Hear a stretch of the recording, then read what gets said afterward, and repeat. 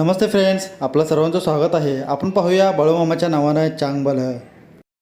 आपण पाहतो दादू तळावर डोलत येत असतो. ते दत्तू पाहतो व म्हणू लागतो, हा दादू असं का करत आहे आणि ह्याला काय झालं आहे आता.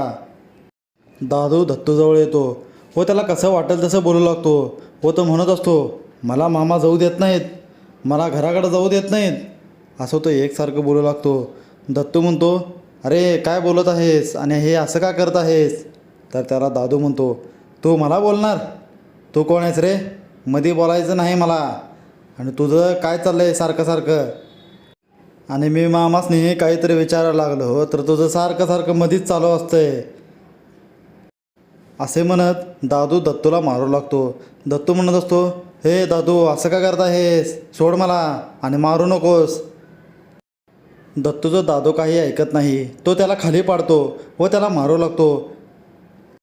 तेथे सर्व लोक येतात व दादूला पकडून बाजूला करतात. तेवढ्यात तिथे मामा येतात व दादूला म्हणू लागतात, दादू काय करत आहेस, हे ह्याला का मारत आहेस, असं त्याला बोलतात. व मामांनासुद्धा समजतं तो आता शुद्धीवर नाही आहे. मामा बोलू लागतात, हे ऐका रे सर्वांनो, ह्याला घेऊन जावा तिकडं झाडाखाली आणि त्याला तिथंच झोपवा. हे आता सध्या तरी शुद्धीवर नाही आहे, ह्याला शुद्धीवर आल्यावर बघूया काय करायचं ह्याचं. दादू बोलत असतो, मामा मला जायचं आहे, तू जाऊ दिलं नाहीस. असे बोलताच मामा सर्वांना म्हणतात, ह्याला घेऊन जावं रे पहिला इथून, झाडाखाली जाऊन झोपवा याला, शुद्धीवर येतोय तेव्हा बघूया ह्याचं काय करायचं ते. नंतरून मामा दत्तूकडे येतात. दत्तूला विचारू लागतात, काय रे दत्तू, तू इथं येऊन तळावर सेवा केलीस, माझी सेवा केलीस, लोकांची सेवा केलीस, आणि तुला हे आज दिवस बघायला मिळत आहेत बघ. दत्तू बोलू लागतो, मामा तुम्ही वाईट मानून नका घेऊ, तो दादूच तसा आहे तर त्याला काय करायचं आपण, त्याला नाही समजत. मामा म्हणतात, तो शुद्धीवर येऊ दे, त्याला सांगतो काय बोलायचं ते बोलतो त्याला मी आता. तो आधीच करत आहे, त्याचं मी चांगलं पाहत आहे, चांगलं काहीतरी होईल त्याचं असं मी पाहत आहे, तर हा वेगळ्याच मार्गावर चालला आहे तर त्याला काय करायचं आपण. इकडे दादू बोलत असतो, मला जाऊ देत नाही, मला जाऊ देत नाही, असे बोलत बोलत तो झोपी जातो. पुढे आपण पाहतो चिमप्पाकडे गाववाले येतात व त्याला म्हणू लागतात, चिमप्पा बाहेर ये, असे त्याला ओरडा देऊ लागतात. चिमप्पा बाहेर येतो, त्याची पत्नीसुद्धा बाहेर येते. चिमप्पा विचारू लागतो, अहो काय झालं, का ओरडत आहे. तर गाववाले सांगू लागतात, अहो तो रमेश आहे, तो सर्वांना फसवत आहे आणि मसालासुद्धा किडका देत आहे, याला काय म्हणायचं, मसालासुद्धा त्याचा वास येऊ लागला आहे, आणि त्याला सांगायला गेलं तर तो काय वेगळंच बोलू लागला आहे, उलटंच बोलत आहे, आणि आता तूच सांग काय करायचं त्याचं. आता तुमचं दोघांचं चांगलं उठणं बसणं असतं या, म्हणून तुम्हाला सांगायला आलो आहे, आता त्याचं काय करायचं तुम्हीच ठरवा. तर चिमप्पा सांगतोय, मी पण त्याला खूप समजावलं, आता मी पण हात टेकलेत तळाला, आता बघा तुम्ही काय करायचं ते त्याचं. तर ते सर्व लोक बोलू लागतात, बरं ठीक आहे, मग आमच्या पद्धतीने आम्ही बघू का त्याला, आम्ही मारायलासुद्धा काही करणार नाही त्याला आता. चिमप्पा म्हणतो, असे काही करू नका, मारून तर आपल्याला काय मिळणार आहे, आता तुम्ही त्याच्याशी व्यवहारच ठेवू नका ना. माझेसुद्धा ते 2,000 रुपये द्यायचे आहेत, ते सुद्धा त्यानं दिलेलं नाही, आणि उलट त्यानं मामांकडे नेल्यावर तो त्यांनासुद्धा व्यवस्थित बोललेला नाही, मग करायचं काय. तो माणूसच तसा आहे, त्याचा व्यवहार सोडूनच द्या, त्याच्याशी व्यापारच करू नका तुम्ही. चिमप्पाचं हे सर्व बोलणं ऐकून ते गाववाले म्हणतात, बरं ठीक आहे, तुम्ही म्हणताय म्हणून तुमचं ऐकतोय, त्याला सोडतोय आम्ही, नाहीतर त्याला आम्ही सोडलंच नसतं, आता त्याला आता आम्ही मारणारच होतं. असे बोलून ते सर्व लोक तिथून निघून जातात. इकडे चिमप्पाची पत्नी म्हणत असते, रमेश भाऊजी आता सर्व लोकांसोबत वाकडे झालेत, त्यांना व्यवस्थितसुद्धा बोलत नाही आहेत, आता करायचं काय, पूर्ण गावाला वाकडे गेलेत, ते सर्व लोक तिरस्कार करत आहेत त्यांचा, आता करायचं काय.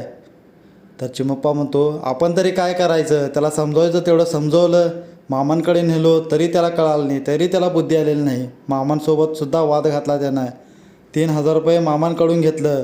अशा माणसांना मी तरी काय सांगणार आता, जाऊ दे, त्याचं काय करायचं तो करू दे, बघूया आपल्याला काय करायचं. पुढे आपण पाहतो दादूला इकडे जाग येतं, त्याला मामा ओरडतात, हे दादू इकडे ये रे. बाकी सर्वांना मामा म्हणतात, हे जावा रे त्याला घेऊन या आणि त्या तोंडावर पाणी मारा. त्याला जाग करा, इकडे घेऊन या. असे मामा त्या लोकांना सर्वांना बोलू लागतात. सर्व लोक तिथे जातात व त्या दादूला घेऊन येतात. दादू मामांपुढे येतो. मामा त्याला बोलू लागतात, काय रे दादू, तळावर पिऊन आलास आणि दत्तूला सुद्धा तू मारलंस. ह्याची शिक्षा तर तुला मिळायला पाहिजे असे म्हणून त्याला काठीने मारू लागतात. दादू खाली पडतो व ओरडू लागतो, मामा नाही नाही, असे नाही होणार असे बोलू लागतो. पुढे मामा त्याला बोलू लागतात, अरे दादू, तुझं मी चांगलंच बघतो या. तुला इथं तळावर थांबवलं आहे म्हटल्यावर काहीतरी कारण असेल त्याला नव्हा. तू पुढं हे सर्व गादी सांभाळशील, पुढचं तू बघशील.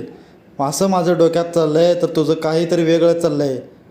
तुझं काहीतरी मी चांगलं बघत आहे आणि तू तुझं मनाचंच करत आहेस. बरं ठीक आहे, तुझं सामान घे आणि तू निघ इथून. आता तळावर तू थांबायचं नाही असे म्हणून त्याला तळावरून घालून लावून देतात. दादू म्हणत असतो, मामा नाही, मला जायचं नाही. मामा म्हणतात, तू थांबायचं नाही तळावर, तुला जायचं आहे ना, तू जा, तुला वाटेल तिकडे जा तू. दादू तेथून निघून जातो.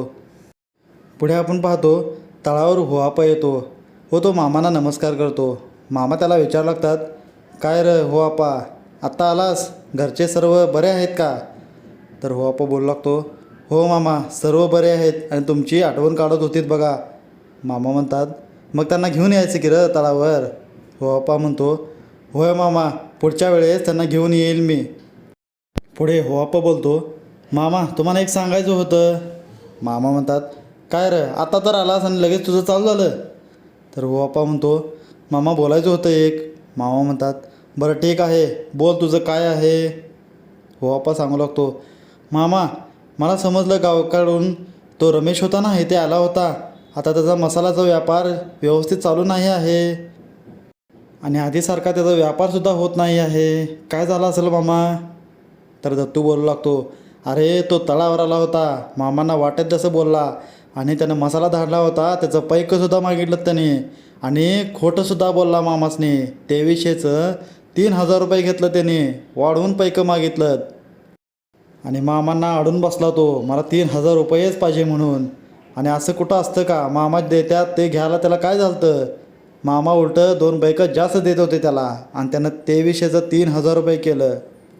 पुढे मामा बोलतात, आता त्याची कर्माची शिक्षा त्याला मिळत आहे. त्यानं जसं वागलं आहे तसं त्याला मिळत आहे आणि तो आधी ज्या मार्गावर होता त्या मार्गावर तो परत चालला आहे. आता त्याला तरी आपण काय करायचं. इथे हा आपला आजचा भाग संपतो. मित्रांनो, पुढच्या भागामध्ये आपण पाहूया काय होणार आहे. मसाला त्याचा चालेल, आता त्याचा मसाला कीड लागला आहे रमेशचा, तर पुढे काय करत तो, लोकांशी चांगलं बोलल, मामाशी शरण जाईल की नाही, आणि पुढे दादूचं काय होणार आहे तर पाहूया. आणि असेच जोडून राहा.